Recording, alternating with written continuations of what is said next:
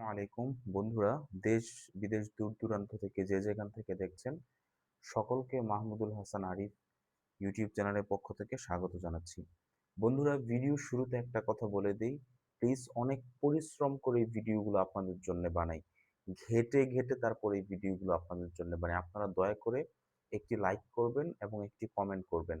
আর আরেকটা জিনিস, সেটা হচ্ছে আমাদের একটা প্রজেক্ট আছে, সেটা হচ্ছে ঋণ মুক্তিকরণ প্রজেক্ট, মানুষকে ঋণ থেকে মুক্তি করা, সেই প্রজেক্ট।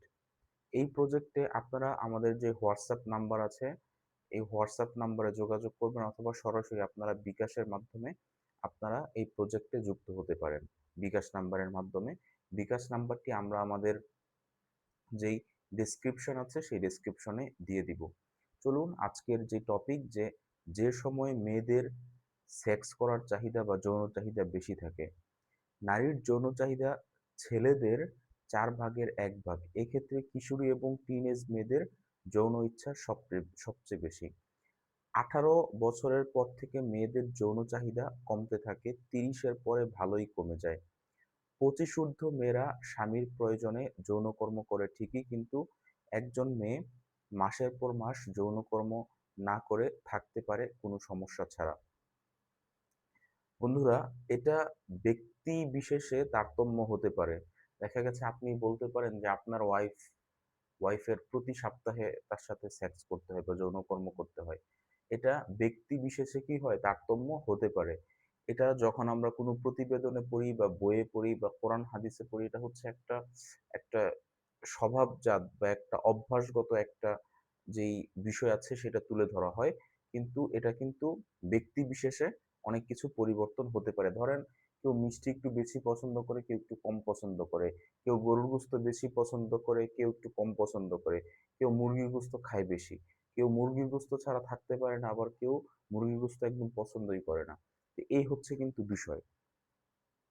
তো এই কারণে মনে রাখবেন যে আপনার ওয়াইফের যে যৌন চাহিদা, এটাও কিন্তু মিটানো আপনার জন্য ফরজ। ইসলাম এটাকে কি করেছে? ফরজ করেছে। আপনি যদি কোনোভাবে আপনার ওয়াইফের যৌন চাহিদা পূরণে অক্ষম হন, হয়তোবা তাকে ডিভোর্স দিতে হবে, আর না হয় তার কাছে ক্ষমা চাইতে হবে, আর না হয় আপনার অন্য কোনোভাবে তার যৌন চাহিদা পূরণ করতে হবে, কিন্তু তার যৌন চাহিদা অবশ্যই পূরণ করতে হবে। আর সবচেয়ে সহজ মাধ্যম হচ্ছে তাকে তার মতো ছেড়ে দিয়ে ডিভোর্স দিয়ে দেওয়া। কারণ আপনি যদি তার যৌন চাহিদা পূরণ করতে না পারেন, তাহলে আপনার মানে শুধুমাত্র ভরণ পোষণের জন্য মেয়েরা আসে না, আবার হচ্ছে শুধুমাত্র সেক্স করার জন্যও আসে না। সেক্সও করতে হবে, ভরণ পোষণও দিতে হবে, দোনোটাই লাগবে। আচ্ছা, মেয়েরা রোমান্টিক কাজকর্ম যৌনকর্মর চেয়ে অনেক বেশি পছন্দ করে। বেশিরভাগ মেয়ে গল্পগুজব হই হুল্লোড় করে যৌনকর্মের চেয়ে বেশি মজা পায়। মেয়েরা অর্গাজম করে ভগাঙ্কুরের মাধ্যমে। মেয়েদের অর্গাজমে কোনো বীর্য বের হয় না, তবে পেটে প্রস্রাব থাকলে উত্তেজনায় বের হয়ে যেতে পারে।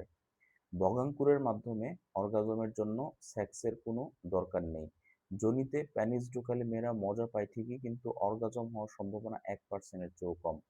মেয়েদের যোনির সামান্য ভেতরেই খাঁজ কাটা গ্রুপ থাকে। প্যানিসের নড়াচড়ার ওইসব খাঁজ থেকে মজা তৈরি হয়, এজন্য বড় প্যানিসের দরকার হয় না। বাচ্চা ছেলের প্যানিসও এই মজা দিতে পারে। বন্ধুরা, আপনাকে অলওয়েজ এইসব বিষয়ে খুব সতর্ক থাকতে হবে যে আপনার ওয়াইফের যেই চাহিদা এটা পূরণ হচ্ছে কিনা। যদি পূরণ না হয়, তার সাথে আপনার সরাসরি কথা বলুন। আর না হয় বাংলাদেশের একটা আহ, আপনার এটাকে কি বলে, একটা সমস্যা যে অনেক পুরুষ, অনেক হাজবেন্ড ওয়াইফ, যেখানে কিনা ইসলামে বা আমাদের ধর্মে একমাত্র একজন পুরুষ বা একজন নারী যার জন্য যার গোপনাঙ্গ এবং শরীরের সবকিছু দেখা যায় হালাল, সেটা হচ্ছে স্বামী স্ত্রী। আর অনেক কম বক্ত, অনেক বেউকুফ আপনার কাপল আছে যারা কিনা নিজেরা এইসব সেক্সুয়াল বিষয়ে কথা বলতে আহ, লজ্জা পান। এটা কিন্তু শয়তানের একটা প্ররোচনা মাত্র। ঠিক আছে, এটা হচ্ছে শয়তানি কায়দা। আপনি অন্য দেখবেন যে আপনার বউ অন্য বেটার সাথে কথা বলতেছে, আপনি অন্য বেটির সাথে কথা বলতেছেন। যখন নিজেরা প্রয়োজনে যৌন কোনো বিষয়ে কথা বলবেন, তখন নিজেদের মধ্যে লজ্জা লাগে। তো এরকম কিন্তু প্রচুর আছে। এই জিনিসগুলো মাথায় রাখবেন। ভালো থাকবেন। যদি ভিডিওটি ভালো লেগে থাকে, অবশ্যই শেয়ার করে মানুষকে জানার জন্য ব্যবস্থা করে দিবেন। আসসালামু আলাইকুম।